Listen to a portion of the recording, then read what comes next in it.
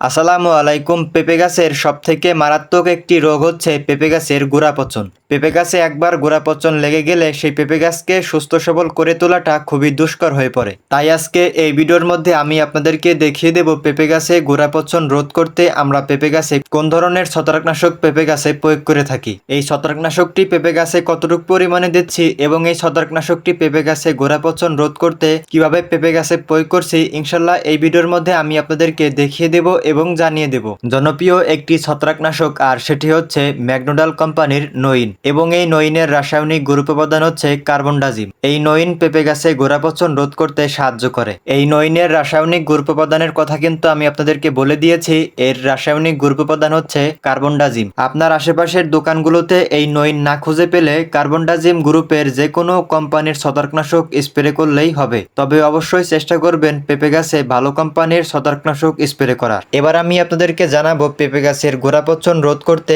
এই নইন কত লিটার পানিতে কত গ্রাম দিচ্ছি। আমার এই বালতিতে মোট 15 লিটার পানি রয়েছে আর এই 15 লিটার পানিতে মোট 30 গ্রাম কার্বনডাজিম গ্রুপের এই নইন ভালোভাবে মিশিয়ে এরপর পেঁপে গাছের গোড়ায় ইনশাল্লাহ দিয়ে দেব। বাড়ি থেকে ওজন মাপার একটি মিটার নিয়ে এসেছি এই ওষুধগুলোকে মেপে দেওয়ার জন্য। ওষুধগুলোকে পরিমাণের থেকে বেশিও দেব না এবং কমও দেব না। ওষুধ মিটার দিয়ে মেপে এরপর বালতিতে ঢেলে ওষুধগুলো পানির সাথে ভালোভাবে মিশিয়ে নিচ্ছি। এটি যেহেতু পাউডার জাতীয় ওষুধ, অবশ্যই ওষুধগুলোকে ভালোভাবে পানির সাথে মিশিয়ে নিতে হবে, না হয়তো বালতির নিচে গিয়ে এই ওষুধগুলো জমাট ধরতে পারে। ওষুধগুলো পানির সাথে ভালোভাবে মিশিয়ে এরপর পেঁপে গাছের গোড়ায় দিয়ে দিচ্ছি। ওষুধের পানি পেঁপে গাছের গোড়ায় দিতে হবে, অতিরিক্ত বেশিও না আবার একেবারে কমও না। পেঁপে গাছের গোড়াটা যেন চারিপাশে ভালোভাবে ভিজতে পারে সেই পরিমাণে পেঁপে গাছের গোড়ায় এই ওষুধগুলো দিতে হবে। আপনারা ভিডিওতে দেখতে পাচ্ছেন যে একটি পেঁপে গাছের গোড়ায় কতটুকু পরিমাণে দিচ্ছি। পেঁপে গাছের গোড়াপচন লাগে মূলত টানা অনেকদিন বৃষ্টি হলে এবং পেঁপের জমিতে